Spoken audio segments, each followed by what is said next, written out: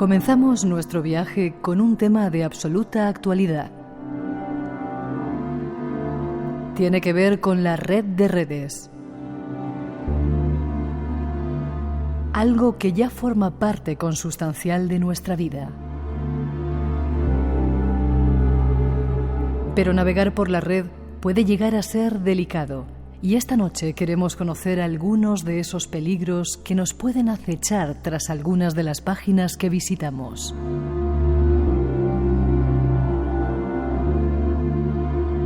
Será nuestro primer tema, pero habrá más.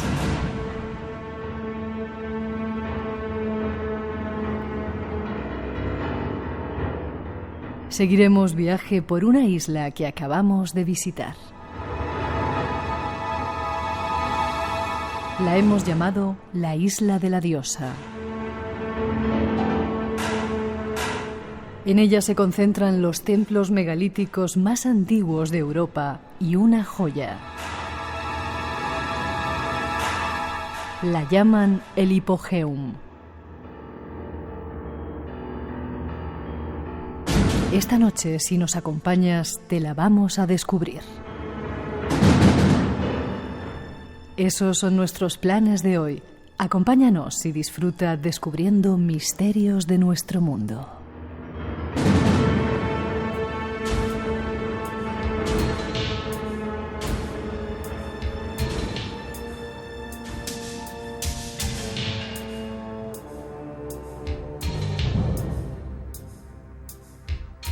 Ahí están nuestras intenciones esta noche. ¿Estás contenta de estar aquí? ¿Tienes una carita de felicidad? La verdad es que estoy muy contenta. Muchas gracias, Miguel, por la invitación. Déjame que te presente. Mónica Valle, periodista, licenciada en Publicidad y Relaciones Públicas, en Comunicación Audiovisual, comunicadora especializada en tecnología y ciberseguridad. Y has escrito un libro que se llama Ciberseguridad, consejos para tener vidas digitales más seguras. ¿Por qué? ¿Qué da por escribir esto? Pues verás, porque es un tema, como explicabais al principio, fundamental ahora mismo en nuestras vidas, en la vida de todos los usuarios, porque ahora todos los usuarios son usuarios digitales. ¿Quién no utiliza un teléfono móvil? ¿Quién no tiene un portátil, un ordenador, una dirección de correo electrónico? Y al ser digitales y al estar parte de nuestra vida en Internet, pues tenemos que aprender a protegerla, porque hay muchos peligros, pero hay también posibilidades de defendernos de esos peligros o protegernos, ¿no? Entonces me pareció una idea muy buena cuando me propusieron escribir un libro sobre esta temática, orientarlo a explicar un poco cómo funciona este mundo de la ciberseguridad, de los ciberdelitos, del cibercrimen, pero sobre todo dar consejos sobre cómo podemos protegernos en Internet y cómo proteger nuestra identidad digital, que es tan importante ahora mismo como nuestra identidad en el mundo real, ¿no? Porque el mundo digital es muy real. Ya. A veces, Mónica, cuando nos hemos acercado a este mundo, da un miedo tremendo. Da más miedo a veces que las cosas de las cuales hablamos aquí. Sobre todo cuando hablas de la Deep Web, lo que hay detrás de todo eso. Quiero que nos lo descubras un poquito hoy, ¿vale? Claro. Déjame que te presente más. Has hecho programas de televisión, Mundo Hacker, en Discovery Más y en la 2 de Radio Televisión Española también. Sí, eso es.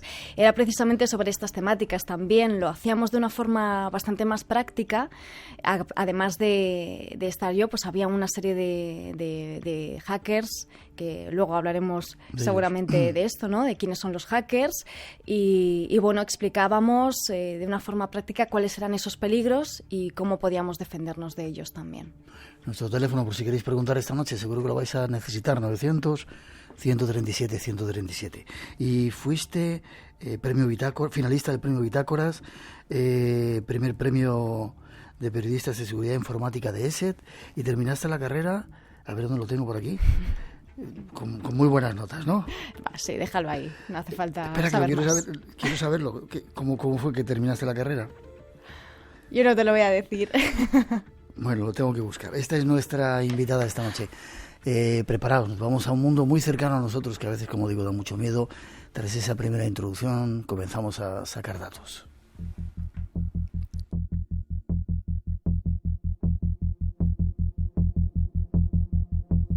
Esta noche nos centramos en un tema de plena actualidad. Lo han llamado ciberseguridad. La seguridad informática, también conocida como ciberseguridad, es el área relacionada con la protección de la infraestructura e información contenida en un ordenador. La ciberseguridad comprende software y hardware, redes y todo lo que signifique un riesgo en la información de nuestro ordenador.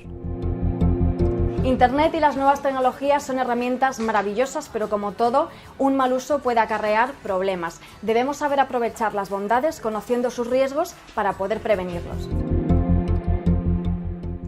Nos adentramos en el mundo de la ciberseguridad. Vayamos a conocer sus riesgos y la mejor forma de estar en ese universo virtual que ya nos rodea. Ahí donde nos va a ayudar Mónica Valle, premio extraordinario de fin de carrera. Tenías que decirlo. Tenía que decirlo. ¿Qué es eso de la ciberseguridad? O primero, nos metemos en este mundo, a mí me pasa, ¿no? Muy ingenuamente, ¿no? Queremos que todo el mundo es orégano y no pasa nada y hacemos claves y a veces claves muy sencillas, ¿no? Y de ahí ha surgido ese término de ciberseguridad. Sí, digamos que para simplificarlo son todas las herramientas que nos permiten proteger esa información y proteger esos sistemas de posibles ataques, de posibles intrusiones, de posibles incidentes de seguridad.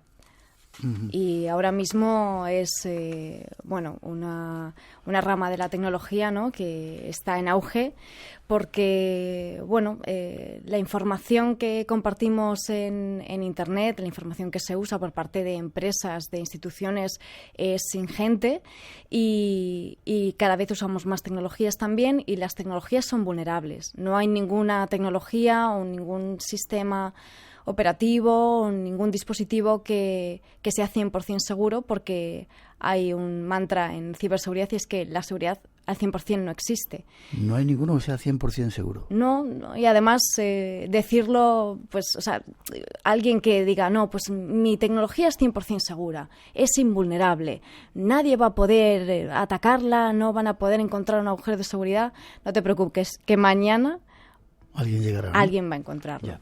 Un cerebrito así como tú, ¿no? Para nada. Hay muchos cerebritos en el mundo que se dedican metidos en su casa a darle vueltas, a encontrar formas de entrar en los sitios. Sí, muchísimos. Y podemos diferenciar los que lo hacen, digamos, para conseguir un beneficio de ello. Por ejemplo, para lucrarse, los que serían los cibercriminales, ¿no? Están buscando vulnerabilidades en sistemas para atacarlos o para venderle a lo mejor esas vulnerabilidades a otros cibercriminales que ahora mismo se organizan en grupos que, funcionan como corporaciones. Sí. Y es un sector, por así decirlo, el cibercrimen mueve muchísimo dinero, una barbaridad. Hay estudios que dicen últimamente que se podría comparar el dinero que mueven, que serían como 1,5 trillones de dólares, equiparable a la 13ª economía mundial. Y el caso es que hay cibercriminales que, digamos, buscan estas vulnerabilidades para lucrarse, para venderlas, pero hay otros que son expertos en seguridad o que les gusta este tema, que investigan, porque es parte del mundo ciber, ¿no? Y que sí que buscan esas vulnerabilidades para dárselas a conocer al dueño de esa tecnología y que las solucione. Entonces, digamos que están esas dos vertientes, ¿no? Están los que utilizan ese conocimiento para el bien y los malos. Y los que utilizan para el mal.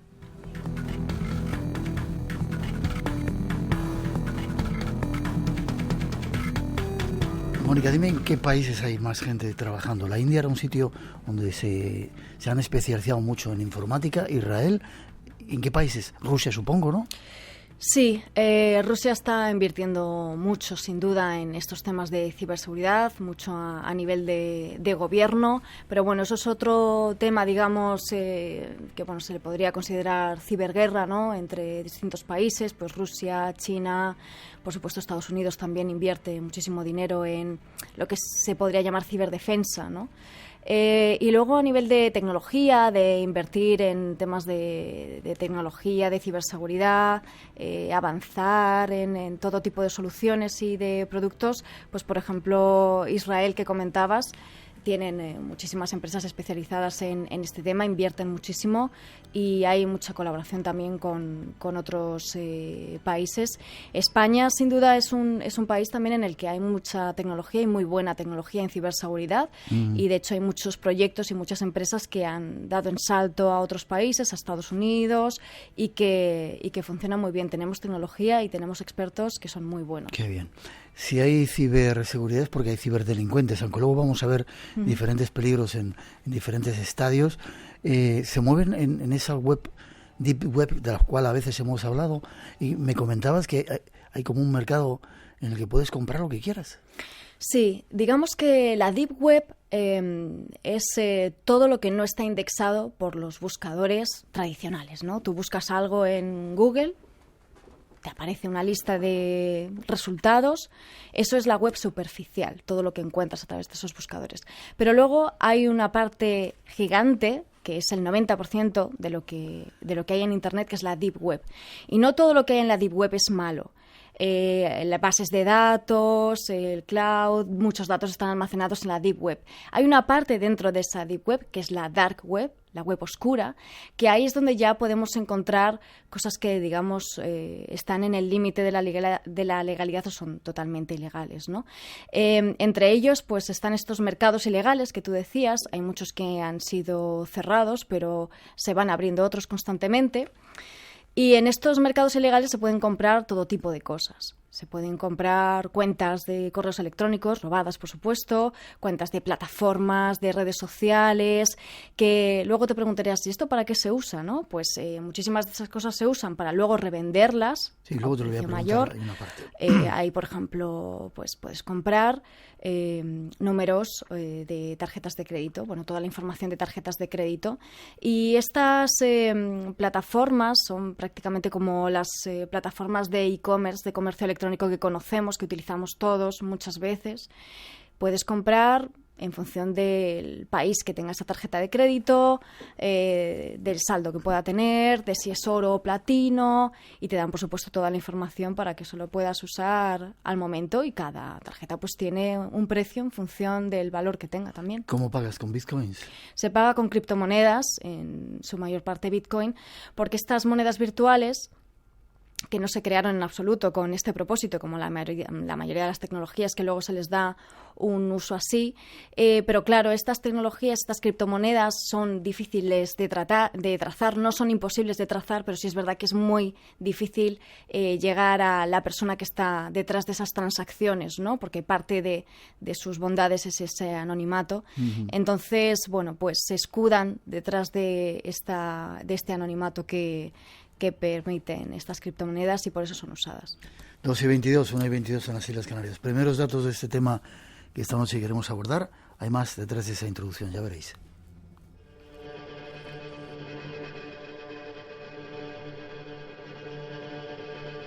Hay una frase en este cibermundo que refleja muy bien los peligros a los que nos enfrentamos. En Internet hay lobos y corderos. Si no eres un lobo, te toca ser un cordero. Chema Alonso, un experto en el tema, nos da algunas sugerencias.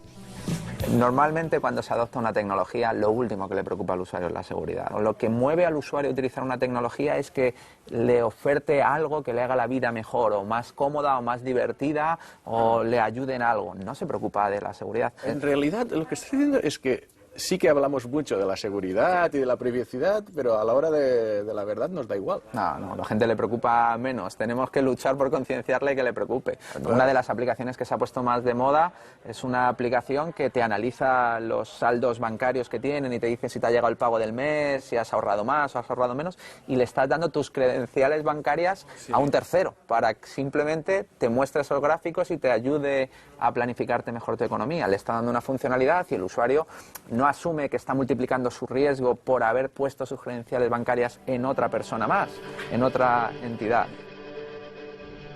Tratemos de conocer algo más de los peligros que acechan en este mundo de Internet. O sea que si no eres un lobo, nos toca ser corderos.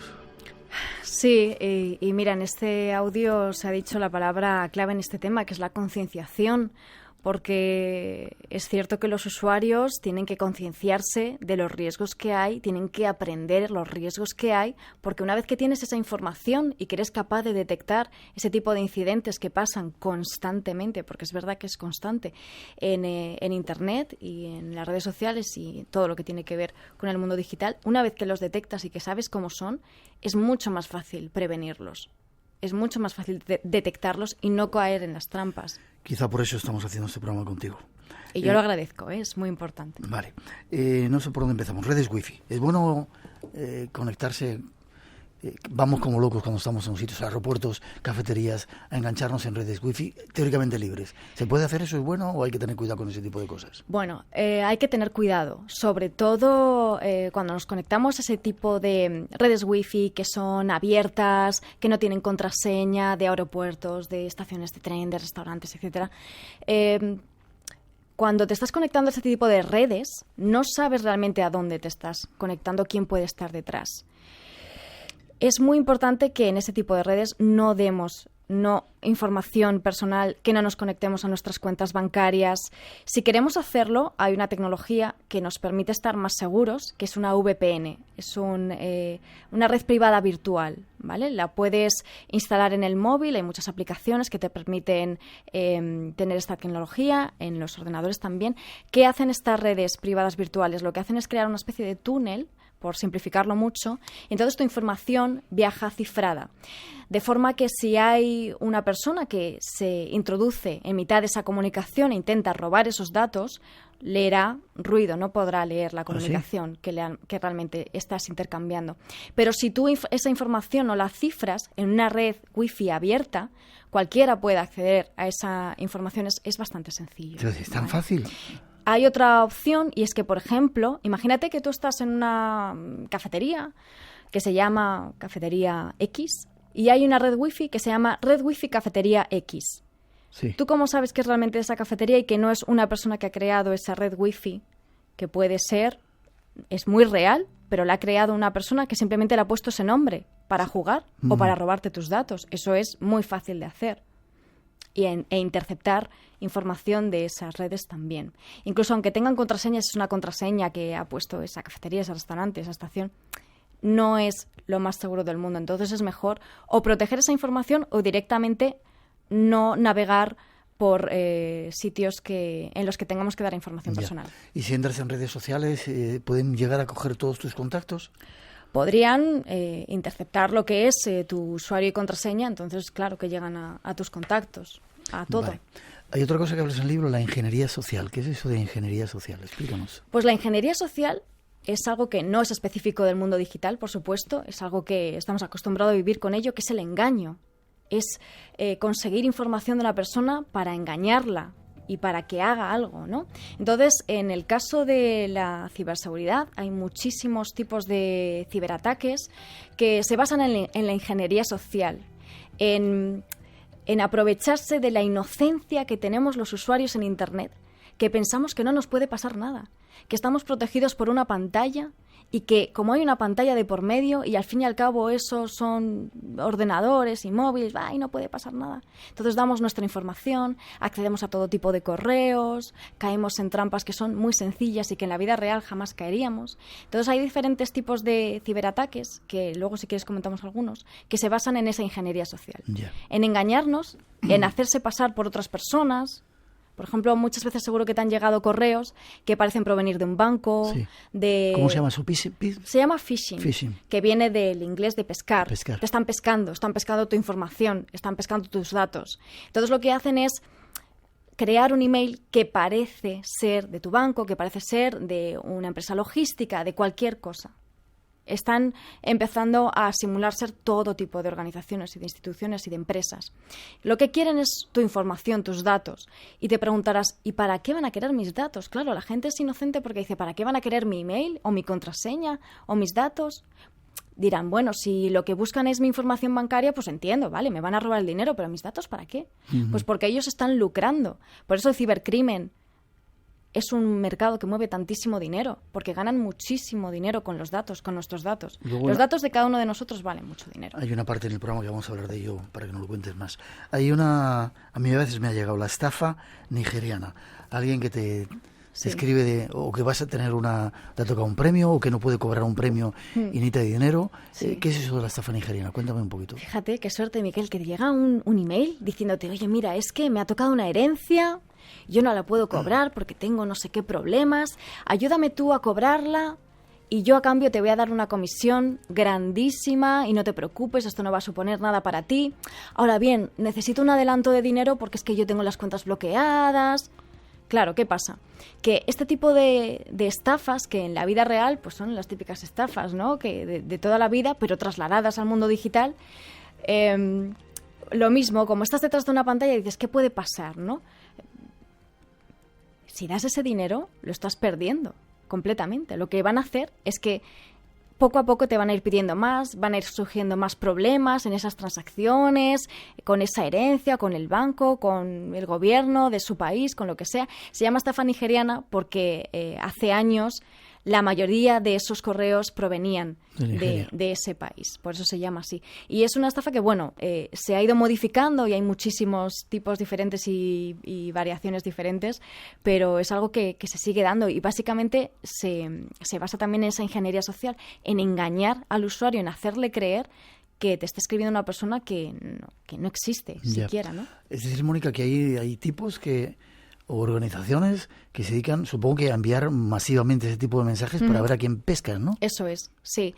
El spam, que lo conocemos todos, son estos envíos masivos de emails, que bueno, en su mayoría sí que es verdad que son publicidad, que te intentan vender cosas, pero luego están esos emails que son fraudulentos, que serían, por ejemplo, estas estafas nigerianas, otro tipo de fraudes, que pueden ser de cualquier tipo, pero que al final lo que quieren son tu información, tus datos o tu dinero.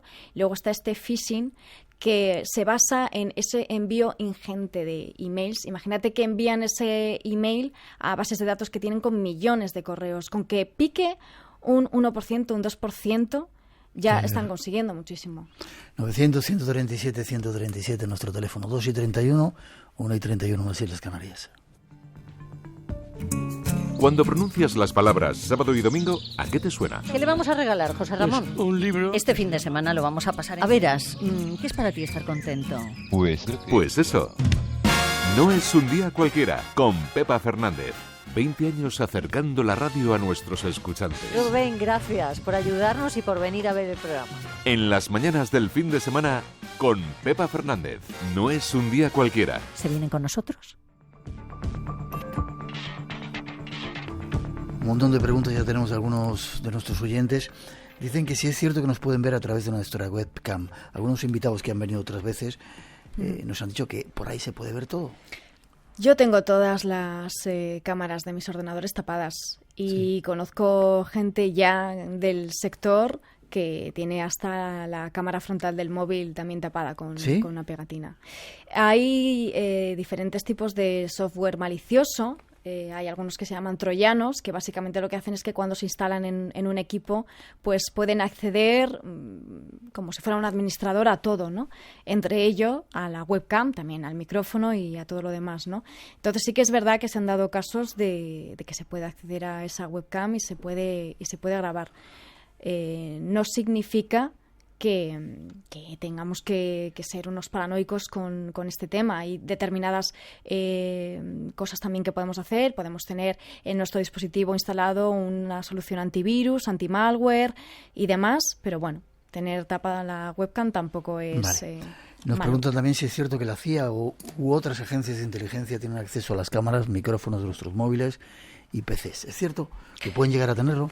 Bueno, no lo van a admitir nunca, ¿no? Pero yo creo que desde luego tienen acceso a muchísimas cosas o pueden llegar a tenerlo, pueden llegar a conseguirlo. Fíjate lo que pasó hace unos años con el caso de iPhone. Consiguieron un iPhone de un terrorista de San Bernardino. Y bueno, no, Apple se negó a darle acceso al iPhone, ¿no? Porque, bueno, eso es, digamos que parte de su marca, ¿no? Tener esa seguridad de que los usuarios saben que nunca van a dar ese acceso. Y al final consiguieron, a través de una empresa muy importante que se dedica a temas de cifrado, de descifrado y demás, no sé si pagaron $1 millón y al final consiguieron acceso a ese dispositivo. Entonces, bueno, con sus diferentes técnicas, expertos y con mucho dinero, pues se puede conseguir cualquier cosa. Ya. Y ahora han salido las televisiones. Antes teníamos teléfonos inteligentes, ahora hay televisiones inteligentes. Y alguien también contaba que cuando estemos enganchados en la red con esa televisión, cuidado con lo que hacemos en casa, incluso si la televisión está apagada. Bueno, sí, salió hace unos años una noticia que fue un poco polémica porque determinados televisores se descubrió que estaban escuchando permanentemente y que esa información llegaba, digamos, a los servidores de la compañía, ¿no? de la propietaria del fabricante del televisor. Y sí que es verdad que, bueno, si por ejemplo en nuestro televisor inteligente o en cualquier otro dispositivo inteligente, que ahora están muy de moda estos dispositivos en las casas, ¿no? Que básicamente son altavoces y micrófonos portátiles, que tú les dices algo y te dicen el tiempo que hace. Vale, pues muy bien. Están escuchando constantemente. Están permanentemente escuchando lo que estás diciendo, por supuesto. Y eso lo pueden estar pasando. Y si tiene una vulnerabilidad, como te he dicho antes, que no hay ningún sistema 100% seguro, si ese dispositivo un día tiene una vulnerabilidad, que la encuentra antes un ciberdelincuente que la propia empresa, que una persona buena, digamos, esa vulnerabilidad la puede explotar, la puede aprovechar para sí mismo y puede, por supuesto, utilizarla para escuchar, porque ese aparato está escuchando.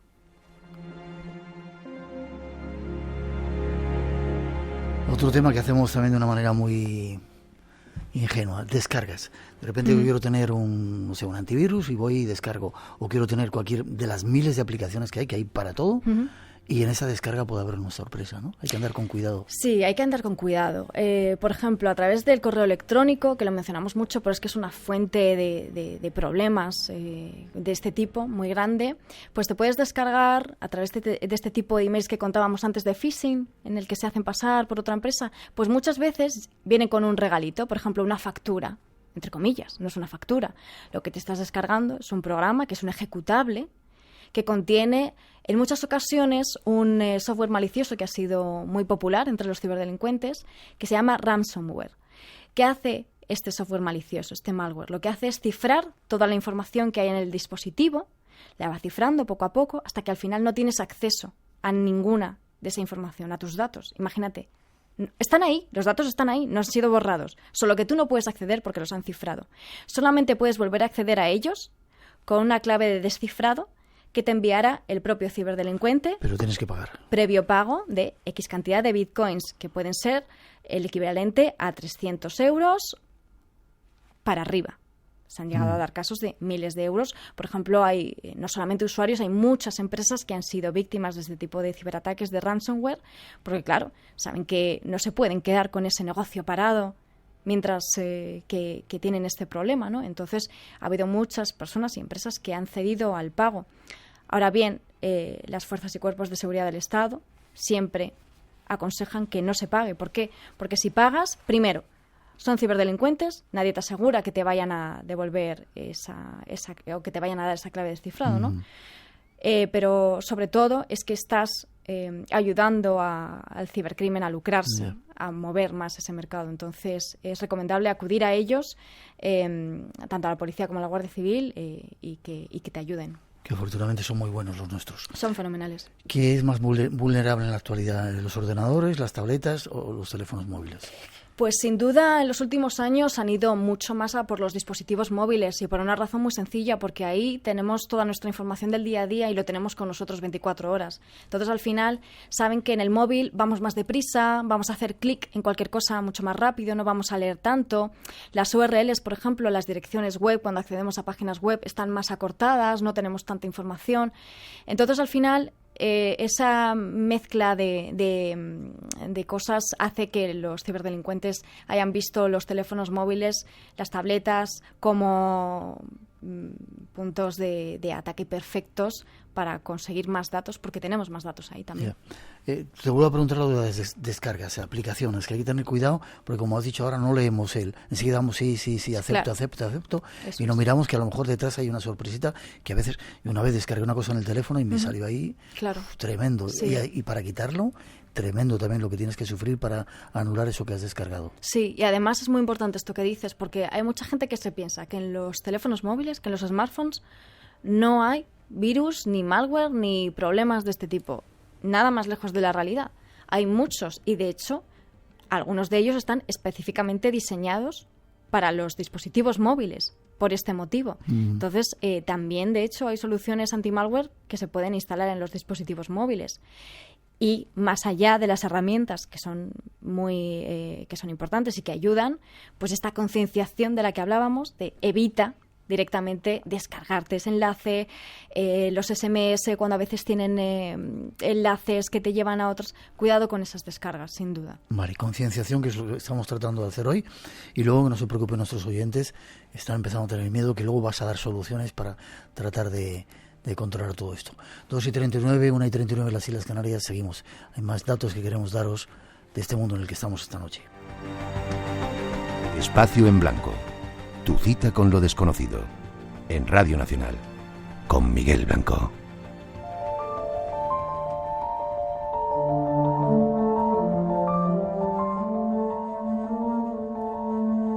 Los crackers o hackers son ladrones informáticos capaces de burlar la seguridad en ordenadores de empresas e instituciones.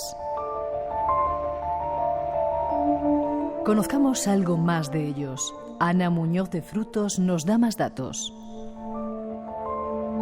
Un hacker es una persona experta en alguna rama de la tecnología, a menudo de la informática, que se dedica a realizar alteraciones técnicas con buenas o malas intenciones de algún producto o servicio. Sin embargo, hackear es una palabra muy general, y es que estos expertos se pueden clasificar en función de las intenciones que tengan. A grosso modo, se les clasifica en dos grandes grupos, los white hat y los black hat. Los white hats, hackers de sombrero blanco o hacker éticos, se dedican a encontrar vulnerabilidades en un sistema para estudiar y corregir los fallos. Por su parte, los black hat o hackers de sombrero negro se dedican a realizar actividades ilícitas para extraer información confidencial, principalmente con un fin monetario. También son creadores de todo tipo de malware. El mundo de los hackers. Entremos a visitarlo de la mano de nuestra invitada. Increíble esto de que haya hackers de sombrero blanco y sombrero negros. Bueno, yo voy a matizar esta definición que ha hecho Ana, porque no es ahora mismo exacta en el mundo de la ciberseguridad. Todos los expertos en ciberseguridad estamos intentando diferenciar entre lo que es un hacker y lo que es un ciberdelincuente. Un hacker es una persona que, tiene distintas características, como que es curiosa, ¿no? Que por supuesto es apasionada por la tecnología y que es experta en encontrar este tipo de vulnerabilidades y de proteger los sistemas informáticos. Pero ese conocimiento lo utilizan para el bien. Los que utilizan ese conocimiento para el mal serían los ciberdelincuentes o los cibercriminales o crackers, si lo queremos llamar. Pero es verdad que todo el sector de la ciberseguridad en España está luchando mucho para que estos términos calen un poco más entre los usuarios. Y que hacker no signifique algo que negativo. hacker está asociado con algo positivo y bueno. Los hackers son los que nos ayudan a proteger nuestra información, a proteger nuestros datos y nuestros sistemas. Y en España tenemos muchos y muy buenos. Chema Alonso, que hablaba antes, sí, que ha estado una vez en el programa, tremendo, ¿no? Lo que es muy bueno, sin duda. Vale. Preguntan, ¿qué tipo de dispositivos son más atacables? ¿O qué sistemas me refiero? ¿El Android, el iOS o todos son fácilmente vulnerables? Bueno, para empezar, todos son vulnerables, o todos, más que son vulnerables, todos pueden llegar a tener vulnerabilidades que poco a poco se van parcheando. O sea, todas las compañías tecnológicas van parcheando, van enviando parches de seguridad y van, tapando esos agujeros de seguridad cada vez que descubren que hay un problema. Ahora bien, está claro que los sistemas que son más usados masivamente por más millones de personas son más objetivo de los ciberdelincuentes, pero eso es obvio, ¿no? Porque tienen más probabilidades de tener éxito si lanzan un ciberataque contra un sistema operativo o una tecnología que es usada por más millones de personas que otra que es más minoritaria, ¿no? Entonces, al final van a por lo que usan más personas. Y en el caso del sistema operativo móvil sería Android, que lo usan, es más mayoritario, no sé si en España es el 90% de los usuarios, y en el caso de sistemas operativos de portátiles o ordenadores sería en este caso Windows. Pero claro, no es que sean más o menos seguros, sino que lo usan más usuarios, entonces los ciberdelincuentes le dedican más horas a encontrar vulnerabilidades o encontrar problemas o atacarlos, ¿no? Diferentes términos que hablas en tu libro, virus, gusanos y troyanos. Explícame un poquito, explícanos esto. Bueno, estos son, la verdad que tipos de malware, que malware son software maliciosos, ¿no? Todos conocemos software y utilizamos programas, y en este caso serían programas que están diseñados para hacer algo en los dispositivos que no es bueno, ¿no? Los virus, digamos que se caracterizan porque se propagan y se pueden dividir y se pueden clonar, por eso son virus, ¿no? Digamos, asociándolo con los virus. Los gusanos se pueden mover fácilmente de un ordenador a otro, de un equipo a otro, y los troyanos son esto que os comentaba antes, que entran como el caballo de Troya, ¿no? Entran disfrazados de otro tipo de aplicación, parecen ser un programa legítimo, parecen ser un juego, otro tipo de programa, y sin embargo lo que esconden es un regalo que, bueno, no es precisamente muy agradecido, ¿no? Y lo que hacen es que hay distintos tipos de troyanos. Hay algunos que, por ejemplo, pueden detectar las pulsaciones del teclado, que se llaman keyloggers. Entonces, todo lo que pulsas en el teclado lo detecta o el ciberdelincuente que está recogiendo esa información en su equipo, ¿no? Hay otros que son estos troyanos que decíamos que lo que crean es una puerta trasera, un backdoor, y pueden acceder a la información o pueden acceder a las aplicaciones y bueno, pueden hacer prácticamente de todo. Son tipos de software malicioso. Ya. ¿Pueden bloquearte absolutamente el ordenador? Hay algunos que sí que pueden llegar a bloquear el ordenador. Estos que comentábamos antes, por ejemplo, el ransomware, que cifran los datos. Hay algunos tipos de ransomware que lo que hacen es bloquear directamente el equipo y no puedes acceder a nada, y algunos incluso utilizan lo que comentábamos antes, la ingeniería social. Te ponen un mensaje en la pantalla. Había uno que fue bastante popular, que se llamó el virus de la policía, ¿no? Que aparecía un mensaje en la pantalla que decía: oye, mira, hemos detectado, somos la policía, eso para empezar, hemos detectado que has descargado material, pues por ejemplo, discos, música, películas, ¿no? Material protegido por derechos de autor, así que tienes que pagar una multa. Y tienes que enviarnos esta multa. Claro, eso es mentira, ¿no? Por supuesto, ¿cómo te va a enviar la policía un mensaje que aparece en la pantalla de tu ordenador? Pues bueno, había gente que caía, ¿no? Y que lo enviaba. Y parte es que bloqueaba el ordenador también. Ya. O sea que hay gente, y no hace falta que estén en tu propio país, que se dedica durante todo el tiempo a crear ese tipo de historias y las puede lanzar desde la India, desde cualquier parte del mundo, al otro lado del planeta. Sí, si hay algo que tiene Internet es que, claro, no hay fronteras, ¿no? En ese sentido. Y es muy difícil detectar, por eso también es difícil luchar contra la ciberdelincuencia y contra el cibercrimen. Es muy difícil luchar contra él porque es difícil trazar dónde está esa persona, desde dónde se ha lanzado un ciberataque. Porque hay muchas técnicas disponibles que pueden hacer que parezca que ese ataque se ha lanzado desde un sitio distinto al que verdaderamente está. Entonces, por ejemplo, para la policía, para la Guardia Civil, cuando están investigando este tipo de delitos, ellos te cuentan que es muy complicado y se tarda muchos meses incluso en llegar hasta el origen de ese ciberataque, porque pueden utilizar muchas técnicas para ello. Y hay organismos, recientemente escuchábamos en los informativos, escuchábamos noticias de que había grupos incluso que son capaces de cambiar los votos o la intención de voto de la gente en países como Rusia, Estados Unidos, hacer que cambien las elecciones. Eso lo que han hecho, más que ciberataques como tal, es, manipular la información, ¿no? Con noticias falsas, en redes sociales y demás. Hubo una polémica el año pasado con una red social. Entonces, bueno, lo que van haciendo es que van, alterando esa información que vas recibiendo en tu feed de noticias de tus redes sociales, y lo que van haciendo es manipularte. Básicamente es una manipulación. Yeah. Como puede ser otra cualquiera, pero claro, ¿qué pasa? Que hay gente que, si va viendo constantemente este tipo de noticias o de información falsa constantemente, pues al final le vas llevando por el camino que tú quieres. ¿La próxima guerra será una guerra en el ciberespacio? Bueno, sí, lo que se dice normalmente en el tema de la ciberguerra, ¿no? Hay una frase que es bastante conocida que dice que la ciberguerra la pregunta no es si habrá una ciberguerra, sino cuándo.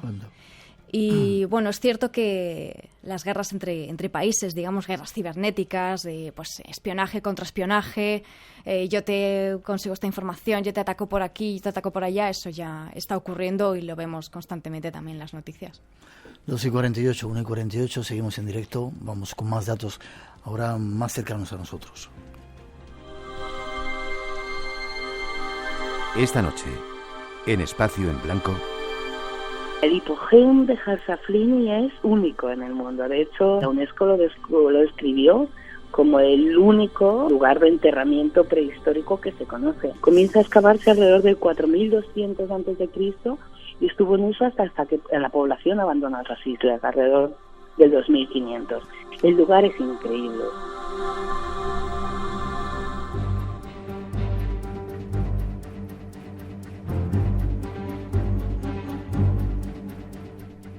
Todos, en mayor o menor medida, nos movemos por Internet. Consultamos páginas, descargamos aplicaciones, publicamos fotos y recuerdos en las redes sociales. Y además llevamos meses aceptando nuevas políticas de privacidad sin leer ninguna. Subimos fotografías a Instagram. Publicamos nuestros gustos y tendencias políticas en Twitter. Compartimos los recuerdos de nuestras vacaciones en Facebook y charlas por WhatsApp. Nos bajamos aplicaciones por doquier en el móvil y consultamos temas a diario en Google. Y todo eso lo haces sin pagar ni un céntimo. Un poco raro, ¿no? ¿Te has parado a pensar qué ganan esas empresas si te ofrecen un servicio sin coste? Si el producto es gratis, ¿no será que el producto somos nosotros? ¿Para qué quieren y para qué utilizan nuestros datos? Esa es una de las preguntas que deseamos responder en los próximos minutos. Y con eso, Mónica, que todo sea gratis ahí, o aparentemente gratis, o casi todo sea gratis en la red de redes, ¿verdad? Sí, claro, pero es algo que, bueno, yo creo que todos los usuarios sabemos, aunque sea nuestro foro interno, ¿no? Sabemos que si algo nos lo están dando gratis, es que, bueno, obviamente les estamos nosotros a cambio dando nuestros datos, la información. Mucha gente piensa que es por la publicidad. Es decir, yo veo una historia y gracias a la publicidad se lo pagan, pero sí. A mí no me están haciendo nada. Es lo que a veces pensamos. Sí. ¿Y por qué esa publicidad es tan personalizada y justamente se adecua a tus gustos, a tus hobbies? Casualidad, ¿no? Claro. Casualidad, digo Casualidades yo. O que esa información que tú has ido dando, esa información que todo lo que has ido buscando, ¿no? Pues eso se va almacenando y obviamente se utiliza, ¿no? Para darte anuncios más personalizados en los que haya más probabilidades de que puedas pinchar o que puedas comprar, ¿no? Pero sí, está claro que los datos ahora mismo son pues ese valor con el que estamos comerciando constantemente todos. Y bueno, yo no le veo malo a que obtengamos un servicio gratis y a cambio le damos los datos, siempre y cuando esa empresa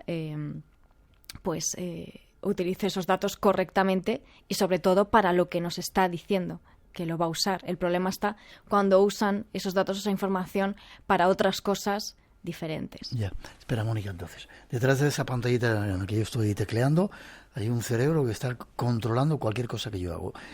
Me ha pasado que yo he querido comprar, no sé, flores, o una planta determinada, o unas botas, y de repente, al cabo de un rato, me empiezan a salir anuncios, botas, aquello que he estado buscando, ¿no? Pero hay alguien que está recogiendo todo eso de todas las personas que estamos ahí detrás de un ordenador o de un teléfono. Bueno, esto es el famoso Big Data, ¿no?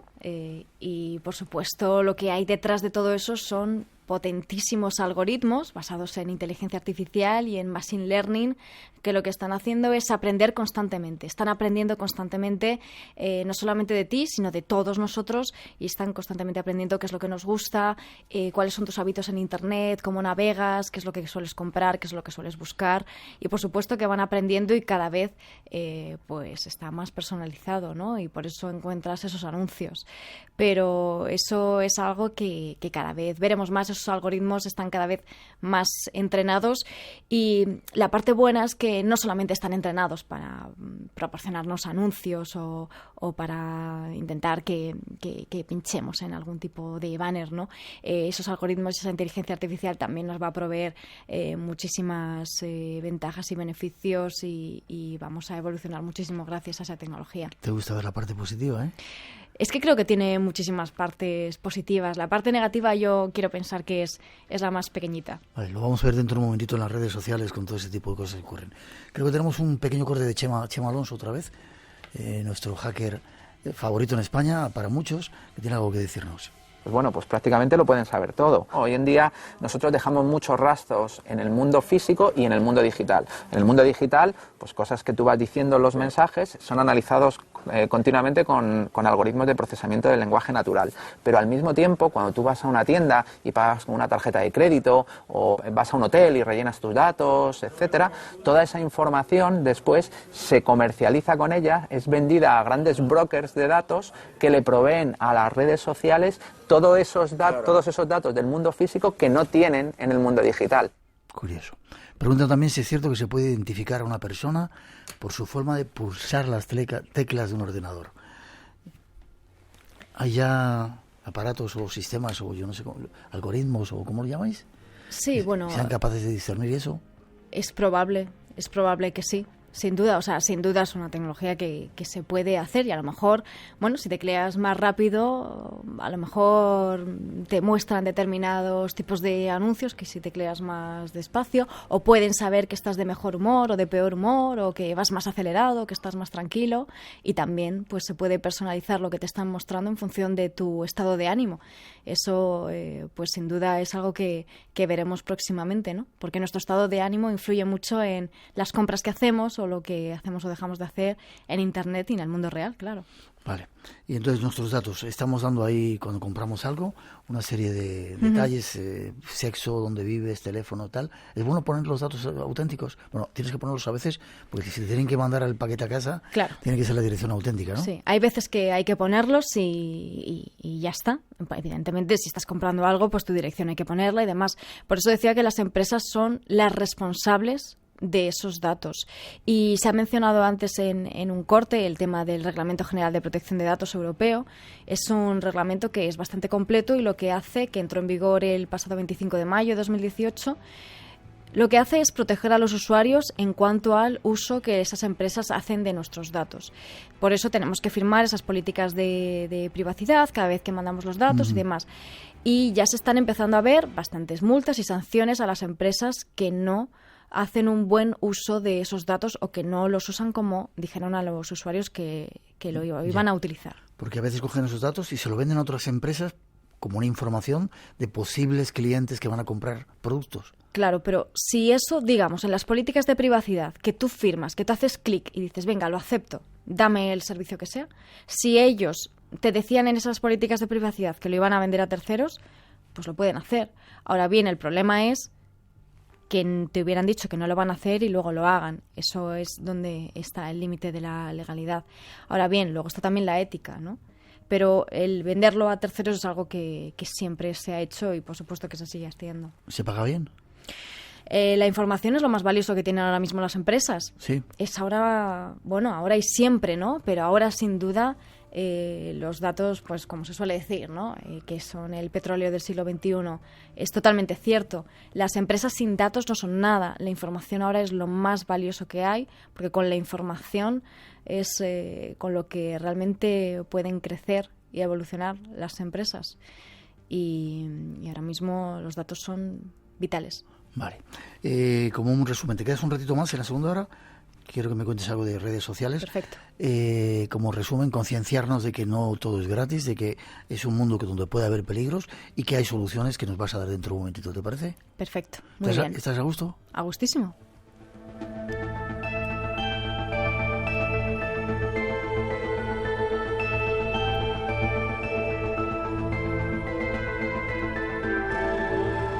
Pues hemos de hacer una pausa. Llegan las noticias de las 3. Nuestros compañeros de los servicios informativos nos traen la actualidad, unos minutitos con ellos, pero enseguida regresamos. Tenemos todavía en la segunda hora mucho que contaros. 900-137-137, nuestro teléfono por si queréis preguntar o participar en ese concurso que tenemos y no os perdáis nuestro segundo tiempo. Mónica, nuestra primera invitada, nos va a dar algunos datos de esas redes sociales y los peligros que hay y sobre todo cómo defendernos de todo ello, y después nos vamos a descubrir una joya, la llaman el hipogéum, y ya veréis qué interesante.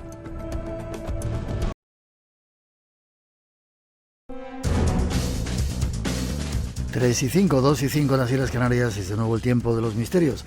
Los saludos para todos los que seguís ahí, escuchando en directo Radio 1, Radio 5, descargando el podcast, haciendo que seamos, dicen, uno de los programas más descargados de toda la radio, o en la radio online, escuchándonos en más de 100 países a lo largo de todo el planeta. Saludos desde España, un placer que estéis conectados con nosotros.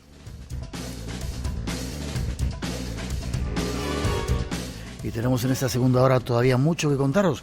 Vamos a seguir durante un rato con nuestra primera invitada, Mónica Valle, hablando de algunos de los misterios de este mundo de Internet, y luego nos iremos hasta Malta para hablar del hipogéum, además de otras sorpresas. 900-137-137 nuestro teléfono, y para seguir vamos con esa introducción que ya ofrecen nuestros compañeros y enseguida sacamos conclusiones para defendernos en este mundo.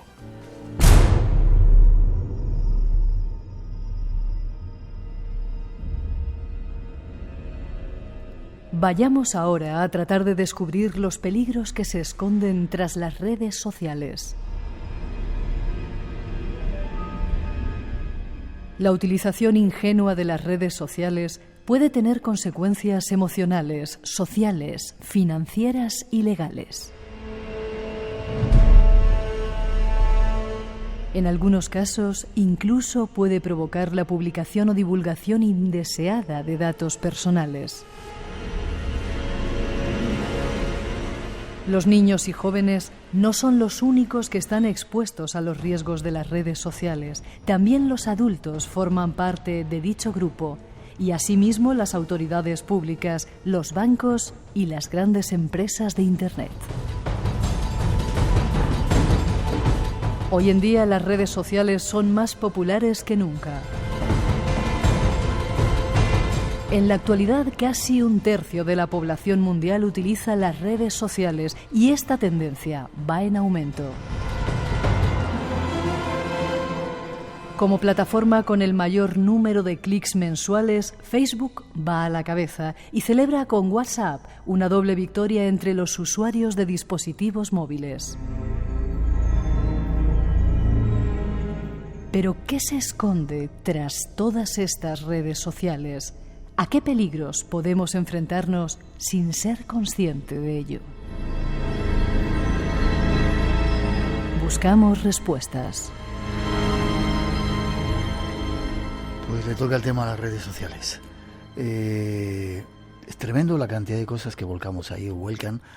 Yo trato de no contar muchas cosas. Estoy comiendo, me voy a tal sitio, constantemente estamos plasmando lo que hacemos en nuestra vida diaria en las redes sociales, ¿no? Sí. ¿Eso es bueno hacerlo?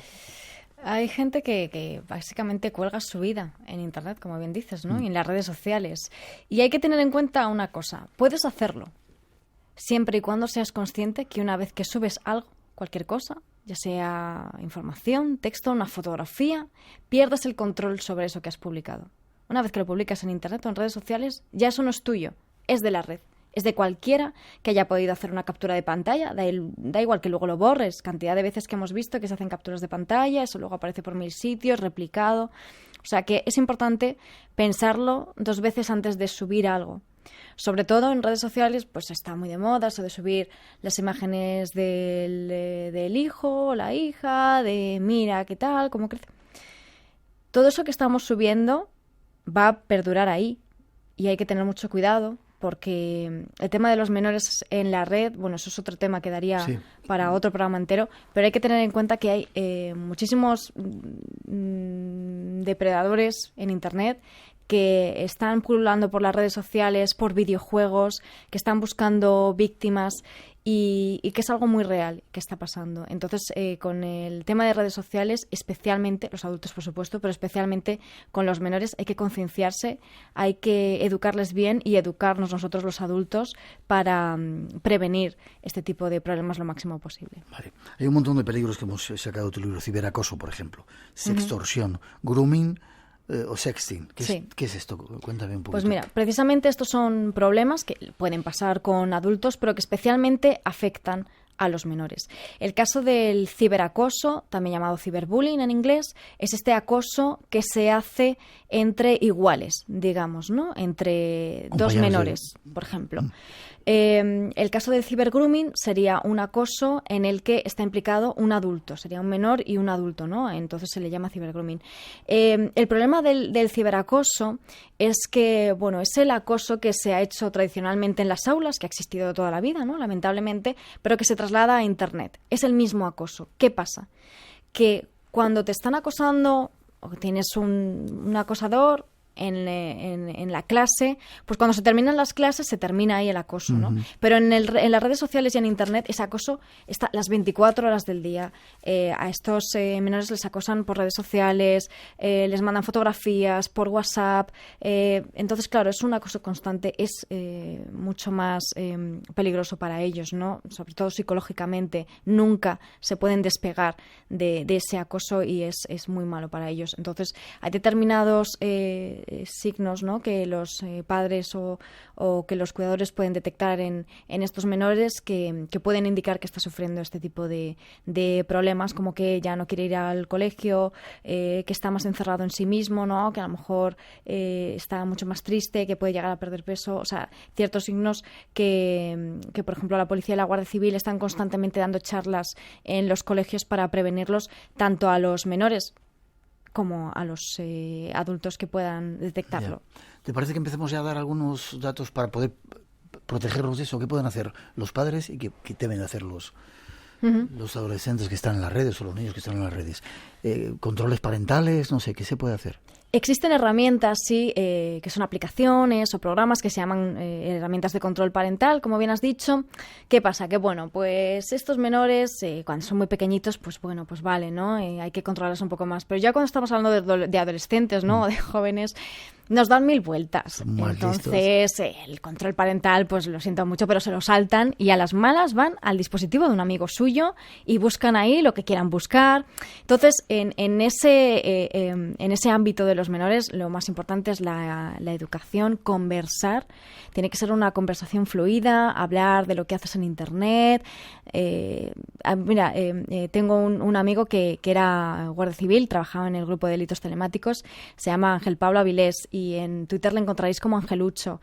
Es especialista en estos temas y además organiza un evento que se llama Por una red más segura, que es maravilloso. Yo siempre invito a todo el mundo a que vaya, porque allí hay expertos que van a dar charlas de concienciación sobre estos temas de menores y además siempre suele llevar a personas que han sufrido este tipo de problemas, ¿no?, para que te identifiques y para que veas que son cosas que pasan constantemente. Yeah.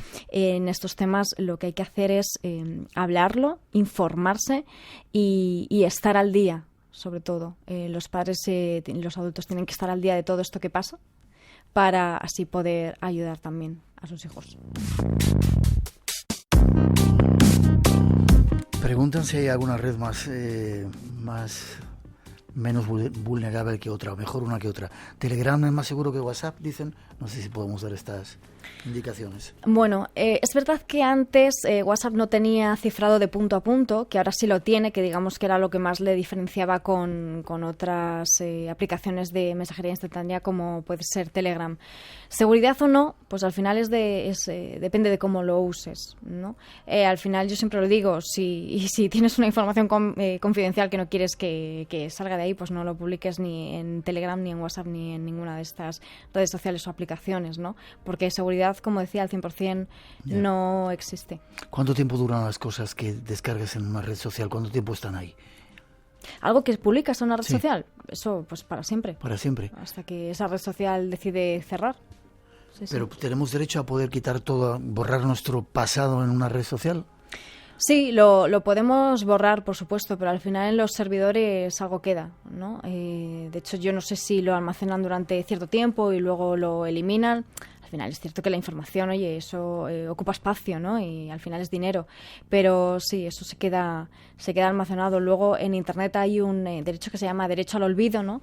Que sí que, bueno, pues por ejemplo, plataformas como Google te permiten que determinadas, por ejemplo, resultados de la búsqueda que sean contrarios a algo que, por ejemplo, hay algún tipo de mentira, de falsedad sobre ti, tú puedes decirle, oye, mira, esto no quiero que aparezcan los resultados de la búsqueda, entonces aludes a tu derecho de olvido y al final desaparecen, ¿no? Esos resultados de búsqueda. Me contabas antes, cuando estábamos preparando el programa, de un amigo que había vivido un hecho, que le estaban chantajeando porque decían que tenían vídeos suyos de carácter sexual, ¿era? Sí, justo. Esto está ocurriendo en las redes. Sí, de hecho le ha pasado a varias personas que han contactado conmigo de mi entorno cercano y es algo que está pasando muchísimo, porque a raíz de hablar con estas personas, luego yo hablé con personas de la policía y de Guardia Civil y me dijeron que efectivamente que les están llegando constantemente denuncias de este tipo. Lo que ocurre es que llega un email que te dice, oye Pepito, es que además te hablan por tu nombre muchas veces. Tenemos un vídeo tuyo de carácter sexual que lo hemos grabado a través de la webcam porque te hemos hackeado el ordenador y si no nos pagas tanto dinero en bitcoins, pues entonces lo publicaremos en tus redes sociales porque también tenemos tu contraseña. Que hacen que incluso en esos emails a veces te ponen tu contraseña, pero no es porque realmente hayan accedido a tu ordenador o... No es nada de eso, sino que nuestros datos lamentablemente están en muchas bases de datos de Internet cuando han sido, por ejemplo, vulnerados por ciertos ciberataques. Entonces utilizan esas contraseñas que están en esas bases de datos para hacerte esta manipulación, esta ingeniería social. De hecho, es interesante que verifiquemos si nuestros datos, si nuestros correos electrónicos y contraseñas están publicados en una de esas brechas masivas de datos que ha habido últimamente. No sé si has escuchado hablar de Collection. Ha sido una brecha de datos que ha ocurrido precisamente en enero. Han sido más de 2.000 millones de usuarios y de contraseñas que han salido a la luz en bases de datos, de hecho, que estaban publicados en diferentes servicios, también en la Deep Web. ¿Se puede ir a se puede, sí, hay una página web que se llama Have I Been Pwned. Bueno, si pones en Google Have I, en inglés tengo Have I, ya te aparece Have I Been Pwned. Es que es difícil de deletrear, en inglés y además es bastante complejo, pero bueno. El caso es que es una base de datos que ha creado un experto en ciberseguridad en la que puedes comprobar, poniendo tu dirección de correo electrónico, si ha sido esa dirección de correo electrónico vulnerada o filtrada en alguna de las brechas de datos que ha habido desde hace muchos años. Entonces puedes comprobar en qué brecha de datos ha sido vulnerado, si es que ha sido vulnerado, a lo mejor está perfectamente limpio ese email, y en el caso de que lo haya sido, pues por supuesto lo primero que tienes que hacer es cambiar tu contraseña. Aunque para empezar, lo primero que habría que hacer es tener una contraseña diferente en cada servicio que uses. Estamos a punto de terminar. Déjame que ponga un poquito de música y nos dices formas de defendernos, ¿vale?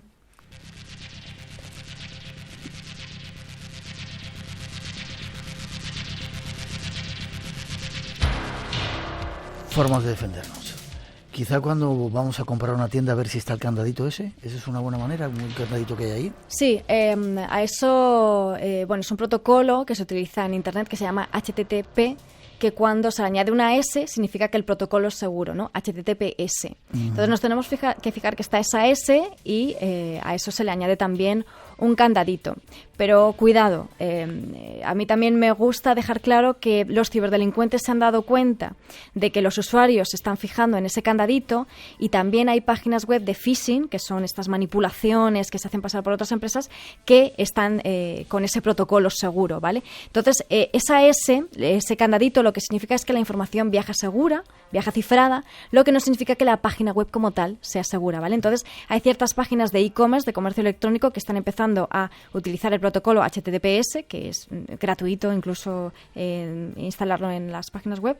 Lo que hay que fijarse es, por ejemplo, el aviso legal de esa página web. Si, por ejemplo, ves que hay ofertas que son demasiado buenas para ser verdad, por mucho que estemos en Internet y que siempre hay muy buenos precios, olvídate. Si es demasiado bueno para ser verdad, es que no lo es. Vale.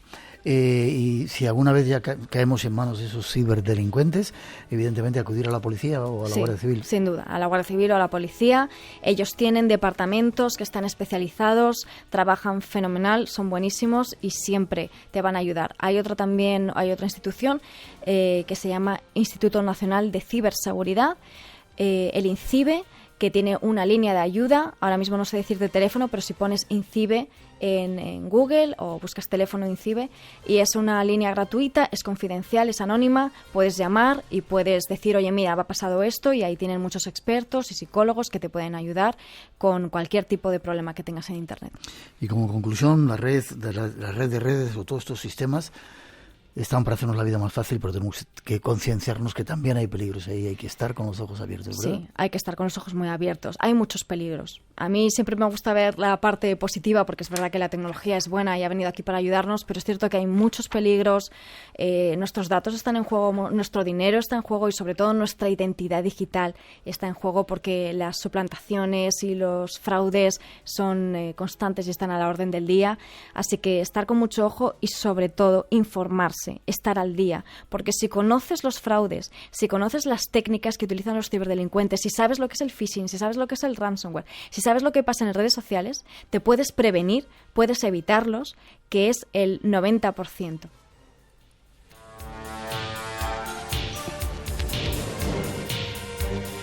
Mónica Valle, espero que hayas estado a gusto con nosotros. Aconsejamos ciberseguridad, consejos para tener vidas digitales más seguras, editado por Editatum. Editatum. Guía burros pone aquí también, sí, para gente burra como yo, que no entiende mucho de esto. Bueno. ¿Forma de contacto contigo? ¿Hay alguna manera de conectarte?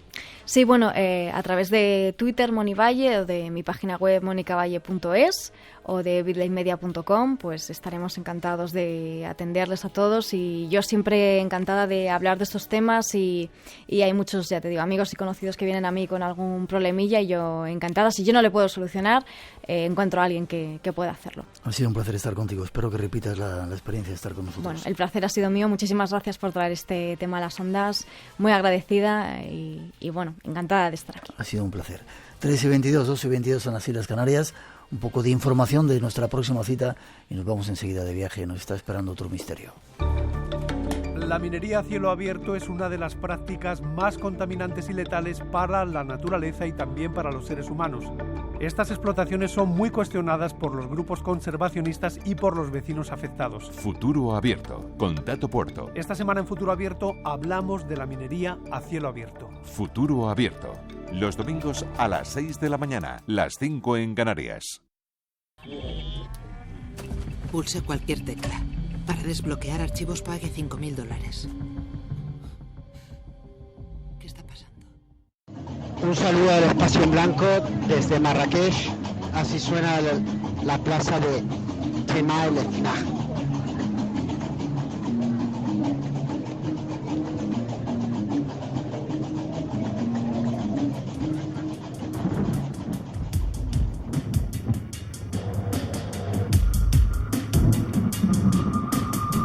Vamos con algunas informaciones. Esta música tenebrosa nos lleva hasta ese congreso que estamos no organizando, estamos divulgando en Murcia, que va a ser nuestra próxima parada del Espacio en Blanco. Antonio Pérez, su organizador, está por ahí. Buenas noches, Antonio. Hola, Miguel, muy buenas noches. ¿Cómo estás? Pues muy bien. Digo que no estás organizando, pero casi. Estás desde el primer congreso, aquí siempre al pie del cañón, así que casi. Bueno, pero tú eres el que te lo ocurras ahí, con un montón de invitados especiales, y tengo aquí a Cristian Galvez, ¿sabes?, a mi lado. Entonces vamos a ver si le liamos para la próxima. ¿Te parece? Ahí, sí, señor. Tú píllalo bien, que ya lo remato yo. Puedes saludar si quieres, Cristian. Hola, buenas. Hola, Cristian. Yo soy de dejarme rematar, ¿eh? Bueno, pues nosotros ya sabes que cuando enganchamos nos soltamos, así que tú mismo. Estamos hablando de cosas así misteriosas y no veas cómo le gustan todas estas cosas, porque es un tío inteligente, claro. Y ya verás dentro de poquito las sorpresas que va a dar con la Gioconda, con Leonardo da Vinci y todos esos personajes que le ha dado por investigar. Qué bueno. Pero vamos al grano. Fechas, ya queda poquito. 23 y 24 de marzo, apenas 5 o 6 semanas, lo tenemos ahí. ¿Lugar? Teatro Circo, o sea, es un lugar maravilloso en el que tenemos el privilegio en los últimos años de disfrutar del Congreso y del misterio y de toda la gente que viene. La verdad que es súper bonito ese lugar. ¿Invitados especiales que van? Pues este año tenemos a Alfonso Sánchez Hermosilla, a un gran amigo tuyo, el Jaguar Blanco, Hugo Semoloni, Jesús Callejo, tenemos a Carlos Canales, tenemos a Lorenzo Fernández Bueno, tenemos para mí algo muy especial y yo creo que lo compartirás conmigo, que es ese documental en exclusiva aquí en España, Expedición a Cueva de los Tallos de Raúl Cabrera, y vamos a terminar como apoteósicamente, como otros años, ¿no? Verte a ti ahí en ese escenario con Raúl Cabrera después del documental y departiendo con el público, escuchando sus preguntas, que a veces os ponen en aprietos. La verdad que va a ser muy bonito, sin olvidarnos del programa Espacio en Blanco el sábado por la noche, y que hay rutas guiadas de misterio tanto viernes como sábado para intentar que todo el mundo disfrute del misterio del casco antiguo de Murcia. Mucha gente está preguntando a qué hora es el Espacio en Blanco. A partir de las 10, ¿verdad? De 10 a 12 de la noche, el sábado 23. Día 23, sí. 23 de marzo. Vale, todavía hay entradas suficientes, ¿no? Sí, todavía hay entradas. Así que la gente que se anime, el reto, tenemos que cumplir el reto este año, Miguel, tenemos que intentar llenarlo. Así que la gente se anime, que venga, que es por una muy buena causa. Vamos a ayudar a ANDIF, Asociación Murciana de Disfagia Infantil y Botón Gástrico. Gente que no tiene ningún tipo de apoyo porque esa enfermedad es tan rara y hay tan poquito a nivel nacional, a nivel mundial, que prácticamente nadie se ocupa de ellos, solo sus padres. El misterio solidario, de nuevo, una vez más, por eso ahí está el Espacio en Blanco. Forma de contacto, forma de conseguir esas entradas. Muy fácil, entrando en la web del Congreso, como todos los años, www.congresomasallá.com, entran, pican en reserva, 4 pasos, muy fácil, y ahí lo tienes. Sí, que pongan que quieren hacer la ruta guiada para que tomemos su nombre y no se la pierdan. Perfecto, ¿vuelvo a repetir la página web, por favor? www.congresomasallá.com. Perfecto, ahí nos vemos, vamos a llenar ese teatro y vamos a seguir los rastros del misterio. Fuerte abrazo. Igualmente, Cristian, píllalo, que no se lo escape. ¿Quién pilla a quién? Ya los pillaremos, no te preocupes. Un abrazo fuerte. Un abrazo muy fuerte a los dos. Buenas noches.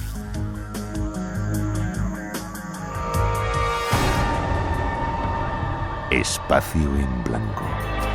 La madrugada del sábado al domingo a las 2 con Miguel Blanco en Radio Nacional.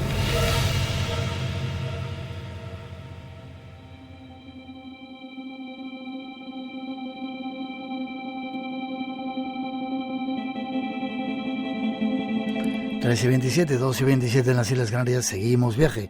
Después de esos peligros de la red, nos vamos hasta una isla, le hemos llamado la Isla de la Diosa.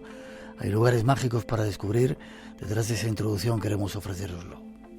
Además de playas de aguas turquesas y acantilados, alberga un patrimonio arqueológico espectacular. Una de las joyas de la corona es el hipogeo de Hal Saflieni, el único templo subterráneo prehistórico del mundo, una necrópolis y un lugar verdaderamente mágico. Se trata de un rincón lleno de misterio, excavado a partir del 3500 a.C. y que estuvo en uso durante siglos hasta el 2500 a.C.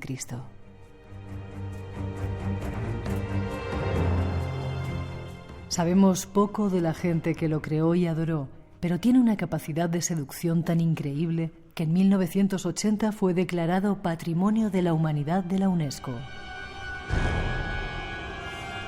Seguramente porque es uno de los pocos lugares de entierro prehistóricos que se puede visitar, y entre otros, tiene algunas de las pinturas murales más antiguas del mundo. y es aquí donde se encontró la preciosa escultura de la durmiente. El hipogeo de Hal-Siflieni, enterrado bajo la superficie de la tierra, está escondido entre casas en una calle del centro del municipio de Paola. Desde fuera pasa totalmente desapercibido. Nada hace prever lo que se oculta bajo nuestros pies.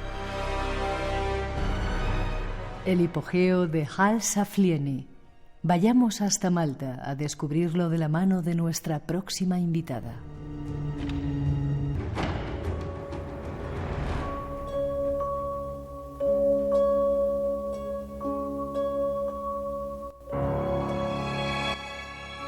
Hace tiempo estuvimos en una isla perdida en mitad del Mediterráneo, no perdida, pero mitad del Mediterráneo, que nos asombró. La habíamos visitado otras veces, llena de cosas increíbles, de misterios, de monumentos, de historias o leyendas de caballeros, pero nos quedamos sin ver uno de sus monumentos más importantes.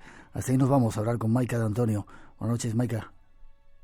Hola, buenas noches, Miguel. ¿Cómo estás? Pues muy bien, ¿y vosotros? Deseando ir allí, a ver eso que nos vas a contar ahora. Arqueóloga, guía, llevas muchos años metida en todo esto y has participado en varias campañas de arqueología, ¿verdad? Sí, claro. En una isla como esta no te queda otra. Te salen restos por todos lados. Eso te iba a decir, es increíble, ¿no? Donde pises, donde excaves un poco, sale algo. Sí, pero y de hecho ahí todavía sabemos de templos que están sin excavar, que es lo más sorprendente, ¿no? Trabajo hay. Bien. Ahora solo nos falta dinero. Hay templos de gigantes, templos de la diosa madre, estuvimos visitando algunos. ¿Son los monumentos megalíticos más antiguos de Europa o del mundo? De Europa, ¿no? Son los templos megalíticos más antiguos de Europa, y si le añadimos templos complejos sin soportes, quiero decir, no son una cueva que se ha alargado, al que se le ha añadido una entrada, seguirían siendo los más antiguos del mundo. Sabes que tenemos unos templos en Turquía fantásticos, que tenemos que ir a ver, pero bueno, es curioso, tiene una forma parecida a estos, pero los nuestros son los más antiguos sin soporte, son levantados, digamos, desde cero, no hay una cueva antes, no hay un túmulo, no hay nada que lo apoye, ¿no? Templos... Sí, pero te iba a decir templos algunos con unas piedras gigantescas, de hecho se llama el templo de Gigantia. No sé si preguntarte ahora cómo lo hicieron, porque me desviaría del tema. ¿Lo hicieron los gigantes? ¿Cómo levantaban esas piedras? Pues la leyenda dice que sí, que era una gigante que iba con las piedras en la cabeza, pero no, realmente no. Hay otras formas de hacerlo. Se pueden hacer bailar las piedras, se pueden arrastrar en troncos. Pensamos que no fue solo una gigante. ¿Has dicho bailar? No sé, ¿Has dicho bailar las piedras? Sí, he dicho bailar las piedras. Es una de las teorías que plantea que las piedras podían ir, haciéndolas bailar, ¿no? Para hacerlas avanzar. Vale. Son piedras megalíticas de hasta 20 toneladas. Muchos de esos templos están dedicados a la diosa madre. El otro día ponían un reportaje aquí en la televisión española, en la 2, en la que hablaban de Malta, y decían, era una prueba de, bueno, quizá lo que pueda pasar a otras civilizaciones, que en un momento esa civilización se agostó y la gente de Malta sabían que se iba a destruir o acabar los recursos que tenían y taparon los templos para marcharse a otro lugar. Efectivamente. Los cubrieron hasta una altura de unos 2 metros de arena de playa.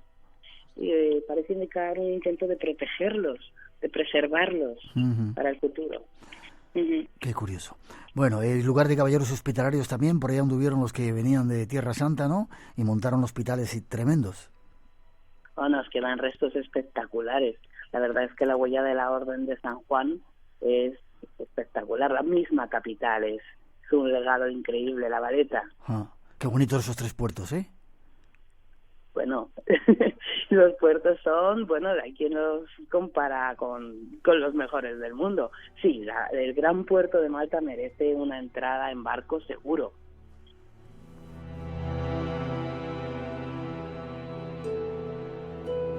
Pues no vamos a ir en barco, vamos a ir hasta un lugar que no hemos conocido todavía, el Hipogeum. ¿Qué es eso, Maika?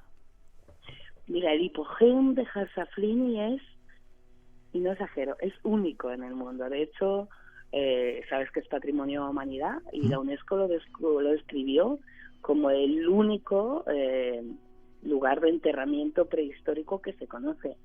El lugar es espectacular, son 3 plantas. La primera planta, en principio, probablemente son cuevas naturales, que ellos, bueno, fueron haciendo más grandes, pero luego decidieron bajar, probablemente porque necesitaban más sitio. Entonces hay 2 plantas bajo tierra. Comienza a excavarse alrededor de 4.200 a.C. y estuvo en uso hasta que la población abandonó las islas, alrededor del 2500. El lugar es increíble. Por ejemplo, si tú te vas a catacumbas romanas, tú ves las marcas de los pinceles en las paredes. En el Hipogeo las paredes son lisas y no usaban metales. Es curioso porque esto era de los metales, pero en la isla no hemos encontrado una sola herramienta de metal. Escucha, Maika, perdóname, ¿y cómo lo hacían entonces? ¿Cómo excavaban si no hay marcas? Pues básicamente obsidiana, sílex y una piedra contra otra, lijando una piedra contra otra, con muchísimo trabajo. Además, no solo ellos introducen los elementos decorativos de los templos externos bajo tierra. Entonces tú entras y ves las hiladas de los techos con los que trataban de crear cúpulas. Bueno, pues ves, digamos, el negativo bajo tierra, los trilitos que te dan acceso de una cámara a otra, los dibujos en espirales o en forma de colmenas, lo mismo, está todo dentro del Hipogeo. El lugar es sobrecogedor. ¿Cuándo fue descubierto? ¿Aquí en 1902? Efectivamente, se hicieron unos trabajos para, hoy en día decimos que son unas cisternas, pero parece ser que realmente se iba a tener una casa. El problema fue que se les abrió un agujero sobre la tierra, bajo los pies, y decidieron, ostras, me van a parar la obra, y empezaron a volcar camiones de cemento. Y esos camiones entraron por la zona de enterramientos, colapsaron varios tabiques internos, los cuerpos aparecieron todos mezclados con cemento, una cosa tremenda, ¿no? El primer nivel, el más superior, que es el más antiguo, era básicamente enterramiento, mientras que las salas internas sí parecen ritualísticas. Además, al principio fue muy confuso. El primer encargado de excavarlo fue un religioso que de repente se largó a Túnez a trabajar, además se perdieron sus informes, sacó un material de enterramiento al que no dio ninguna importancia y probablemente buscaba otro tipo de objetos y, mucho material se perdió. Y posteriormente se comenzó a excavarse alrededor de 1911 de una forma un poco más seria, y ahí sí aparecieron objetos que están muchos en el arqueológico. Uno de los objetos más emblemáticos, o los figurines más emblemáticos, es la Sleeping Lady, la mujer durmiente, que es deliciosa, ¿no? Es absolutamente equilibrada. Aparte de esto, obviamente aparecieron otro montón de objetos, incluso hasta botones, ¿no? Con los que probablemente sujetaban su ropa, ¿no? Qué bonito. Espacio en Blanco. Tu cita con lo desconocido. En Radio Nacional. Con Miguel Blanco. No sabía, Maika, que la estatuita esa, como tú dices, deliciosa, que se conserva en el museo, una diosa tumbada, había salido de ese Hipogeo, ¿salió allí? Sí, ahí apareció. Entonces se especula como que si fuera una mujer o una sacerdotisa, durmiendo, descansando en lugares sagrados para interpretar sus sueños, ¿no? El lugar tuvo que ser impresionante cuando se encontró, porque esos cuerpos, yo creo que hemos hablado alguna vez, era común el reutilizar los lugares de enterramiento. Entonces, se sacan cuerpos o se sacan huesos y se introducen nuevos cuerpos. Esos huesos que se sacaban se introducían en los niveles inferiores. Entonces, imagínate el primero que entró allí y fue pisando huesos, ¿no? Se encontraron restos de unos 7.000 cuerpos. Wow. Y lo que es increíble es que se encontraron varios cráneos que es sorprendente porque se retiraron del museo arqueológico porque atraían, digamos, a un tipo de público que se consideró en aquel momento erróneo. Todo tipo de locos como nosotros, ¿no? Pues sí, eran cráneos que yo creo que te pueden llamar la atención. ¿Elongados hacia atrás? Sí, con dolicocefalia. Y lo que todavía nos queda, ¿no? Que el cráneo no está ahí, se hizo un estudio, 2 médicos malteses y tomaron medidas, tenemos las medidas, tenemos fotos. Y ¿quiénes eran esta gente con estos cráneos con dolicocefalia? Qué curioso, los que construyeron los templos, quizá. No digo nada, no he dicho nada. Que por lo menos estaban dentro de este hipogeo y obviamente ellos, los enterrados allí construyeron los templos. Las formas decorativas de los templos así parecen indicar, ¿no? Vale. Has dicho que hay 3 pisos, 3 niveles, ¿no? En la parte de abajo es donde están los cadáveres y se utilizó alguna vez como templo, como un lugar de culto. Vamos a ver, la parte de arriba es la parte de cementerio. Primera planta según entras desde arriba. Pero esos huesos, posteriormente, pues se bajaban al nivel inferior. ¿Qué? Y luego tiene salas ritualísticas. Pues tiene un Santo Santorum, por ejemplo, lo que llamamos una sala principal. Todo esto son zonas ritualísticas. Y además son increíbles, decoradas, como te digo, como si fueran arcos, trilitos. Por ejemplo, una de ellas es muy pequeña, es circular. Cuando tú entras, para que parezca más grande, ellos tallan como si fueran arcos en las paredes. Y cuando tú entras son más grandes y según se alejan de ti son más pequeños. Esto es un uso de la perspectiva. Esto comienza realmente en el Renacimiento, ¿no? Esto es lo que hace el lugar. Qué curioso. Único. Hay un pozo de las serpientes, te tengo aquí, que de 2 metros de profundidad. Sí, hay un pozo de las serpientes. ¿Cómo te lo sabes todo? No sé para qué me necesitas, Miguel. Para que lo cuentes. Efectivamente hay un pozo de las serpientes. Sabemos que estos pobladores tenían rituales dedicados a las serpientes. En muchos de los megalitos aparecen decoraciones de serpientes y serpientes cambiando la piel. Hay varias teorías. Una es que, bueno, de alguna forma veneraban la vida después de la vida. Muchos de esos elementos decorativos parecen hablar de vida después de la vida. Y luego hay otras teorías que van mucho más allá. Si realmente tenían estos cráneos de lo que estamos hablando, que no, bueno, se producen, realmente es un defecto congénito. Quizá esta gente tuviera problemas de movilidad y qué mejor de demostrarle al resto, yo soy especial, si yo estoy venerando a las serpientes y a lo mejor yo tengo problemas de movilidad y parece que repto. Son varias teorías, ¿no? Esta es una de ellas. Pero sí, efectivamente, hay este pozo. Casi para terminar, ¿se sabe quién lo construyó? La datación más o menos la tenemos, ¿no? Pero ¿quién lo construyó? ¿Esos antiguos habitantes que hacían también los templos megalíticos o no tiene nada que ver? Pensamos que sí, son simultáneos. Este hipogeo se va ampliando durante el mismo periodo que se están construyendo los templos y además lo sabemos porque la cerámica es gemela, digamos. Pues pasan varios cambios en la cerámica y lo mismo pasa dentro del hipogeo. Son la misma gente. ¿De dónde vienen? Los últimos estudios de hace un año nos dicen que no vienen desde Sicilia, que esto es lo que se estaba planteando, sino probablemente vienen del este del Mediterráneo, no del norte. El hipogeo, un lugar para conocer, ¿verdad? Por supuesto. No te lo puedes perder. Ya tienes la entrada para mí, ¿no? Por supuesto, también. ¿Sabes que entran 10 personas por hora? Sí. Y es difícil, entonces hay que reservar. Si tú quieres poder elegir tu hora, tienes que reservar con meses. De hecho, si vienes una semana antes a la isla, olvídate que no lo vas a ver. Normalmente un par de meses antes no quedan entradas.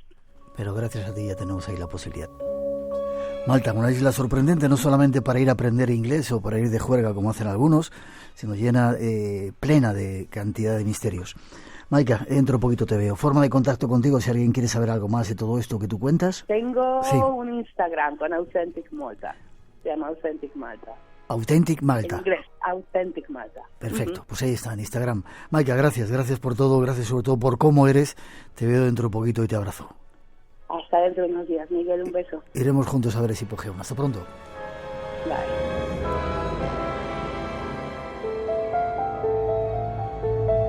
Espacio en Blanco. El lugar donde habita el misterio. Con Miguel Blanco, en Radio Nacional de España. La leyenda continúa.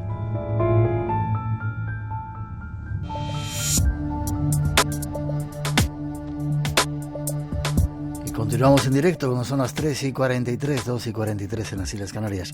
Hace tiempo pedíamos a nuestros oyentes y a esos que escuchan desde fuera de nuestro país, los llamamos corresponsales, que nos enviaran algunos datos de los misterios que había. Estamos empezando a recibir, este es uno de ellos, ya veréis qué interesante. Nombre. José Ángel Pastor. Ciudad. Glasgow, Escocia. Corresponsales de Espacio en Blanco. Pues hasta ahí nos vamos a hablar con un nuevo corresponsal del Espacio en Blanco, José Ángel Pastor. Buenas noches, José Ángel. Hola Miguel, ¿qué tal? Muy bien, muy buenas noches. Periodista, investigador, escritor, filólogo también eres. Bueno, en realidad yo soy filólogo. Lo del máster en periodismo vino luego una vez aquí en el Reino Unido. Esa afición que tengo, ¿no? Por el tema de escribir y demás. Ajá. Y hay un lugar, has escrito algo parecido en el que sacas información de una calle que se llama Ball Street. Sí, este es un tema que en los últimos tiempos ha resucitado un poco aquí en el Reino Unido, porque es un tema del que se viene hablando desde los años 70, 80, y se trata de una calle de Liverpool llamada Bold Street, Bold, B-O-L-D Street, situada en el centro de Liverpool, donde, bueno, aparentemente se producen lo que se llaman desapariciones temporales, que ahora podemos explicar más a fondo. Desapariciones temporales. ¿Las has investigado, verdad, José Ángel?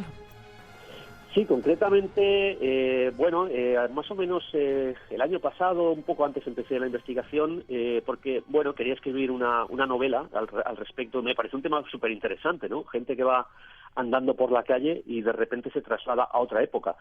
Entonces, al hilo de esto empecé una investigación para novelar un poco el tema y mira, de ahí han salido 2 novelas, así que hice una buena investigación por lo visto. Una de ellas, Ball Street, un viaje hacia los Beatles. Es la ciudad de los Beatles, Liverpool, ¿verdad? Efectivamente, yo creo que es muy sugerente y luego si quieres te contaré uno de los casos concretos que fue el que más me inspiró de cada novela. Es muy sugerente viajar en el tiempo en Liverpool, porque te puedes encontrar, pues, por ejemplo, grupos de música como The Beatles. ¿Qué me dices? Sí. Vale, pues vamos con los casos. Tú has investigado, incluso creo que has entrevistado a alguno de los testigos o de los protagonistas de estos viajes en el tiempo.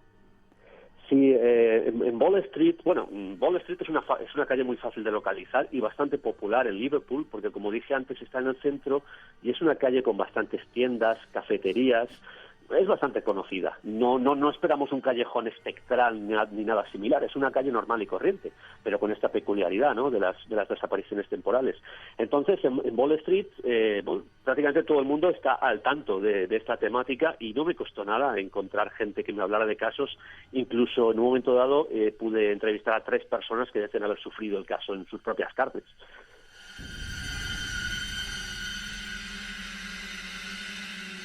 José Ángel, el tema es que iban caminando por esa calle, de repente ocurría algo y hacían un viaje en el tiempo y iban hacia el pasado. Sí, curiosamente todos los viajes, salvo un par de casos de los casi 200 que hay reportados, prácticamente todos se ubican entre los años 40 y 60 del siglo pasado, del siglo XX, lo cual también es bastante curioso. Y bueno, tal y como lo has explicado, es gente que va andando por la calle o que se sienta a tomar un café y de repente todo a su alrededor cambia durante unos minutos, situándose en todo lo que tiene a su alrededor tiene un aspecto como de estas épocas, años 40, 50, 60, dependiendo del viaje. Y tras unos minutos se vuelve a la normalidad, sin una explicación aparente. Para volverse loco, ¿no? Sí, algunas de estas personas, algunos casos, es muy curioso porque a pesar de que lo narran y realmente tú puedes sentir que ellos lo han vivido, han tenido esta vivencia, hay personas que siguen sin creérselo, que te pueden decir, sí, yo sé que sucedió esto a mi alrededor, pero estoy seguro de que yo no creo en los viajes temporales, seguro que no ha sucedido.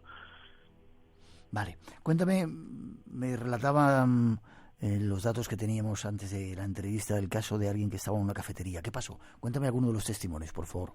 Cuéntanos. Bueno, esta es una chica concretamente con la que yo pude hablar. Es uno de los casos que salió en prensa, ¿no? Y ojeando yo la prensa vi este caso que me pareció, uno de tantos, pero tuve la suerte de poder entrevistar a esta chica que se llamaba, si no recuerdo mal, Caroline.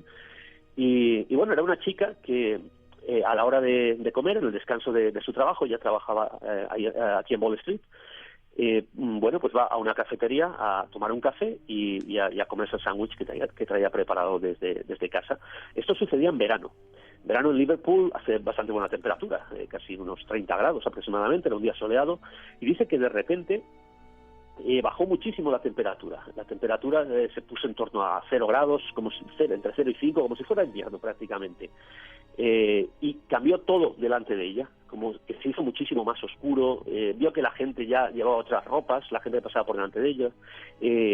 Uno de los temas que más le llamó la atención es que durante un buen rato no había vehículos en la calle.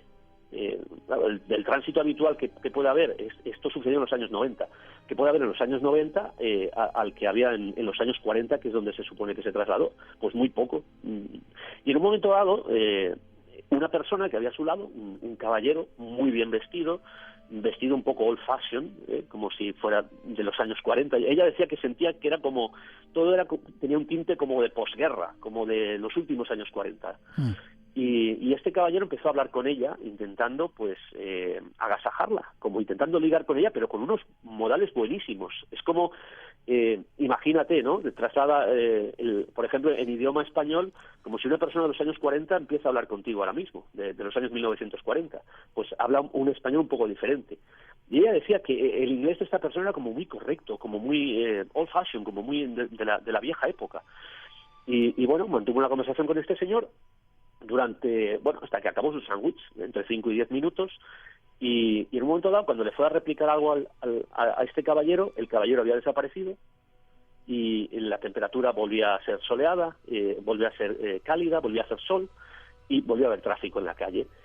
Claro, esta chica no sabía nada de la temática de Wall Street, y enseguida pues me empecé a investigar qué es lo que le había sucedido. Dice que incluso fue a un psicólogo, porque no era normal aquel suceso que había tenido. Y entonces descubrió un poco el tema, ató cabos y dijo, pues sí, posiblemente lo que me ha sucedido es un viaje temporal en Wall Street a los años 40.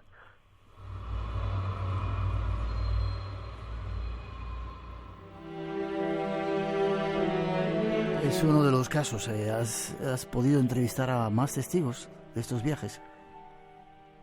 Sí, he podido entrevistar a algunos otros. Lo que pasa es que yo ya no sé, porque esto es como siempre, es como el fenómeno ovni o como los temas de fantasmas. Yo ya no sé hasta qué punto el fenómeno genera más testimonios de los que realmente hay.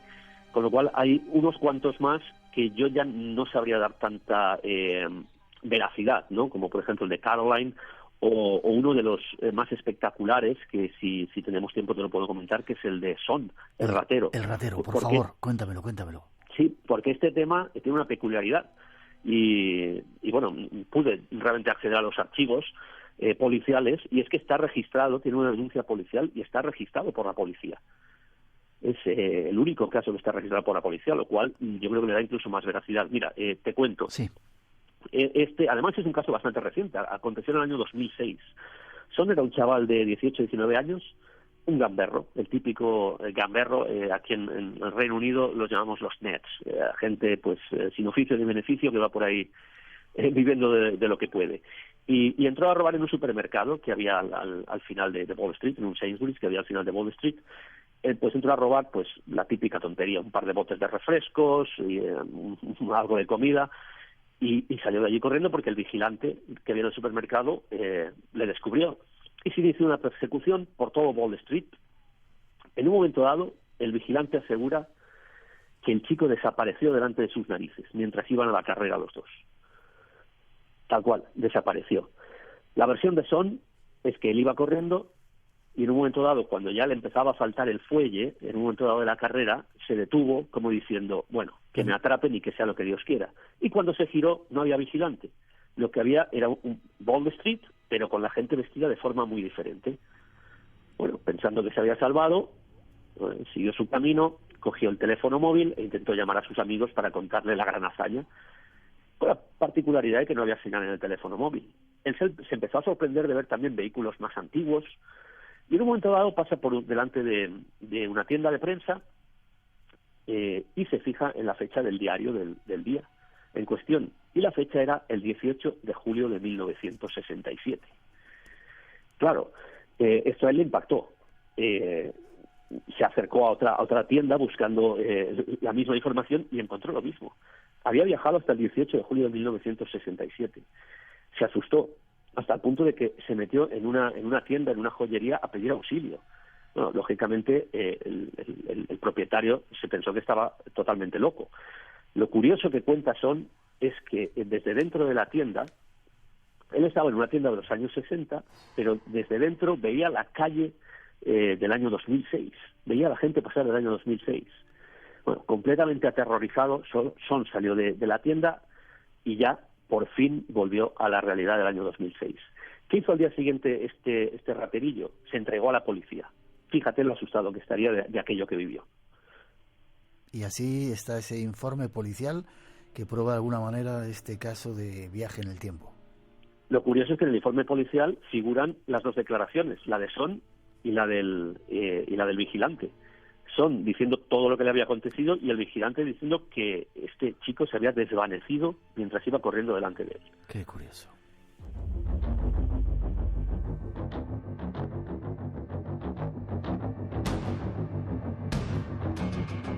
Desde Glasgow, en Escocia, en el Reino Unido, José Ángel Pastor, uno de nuestros corresponsales, nos ha contado esta historia increíble.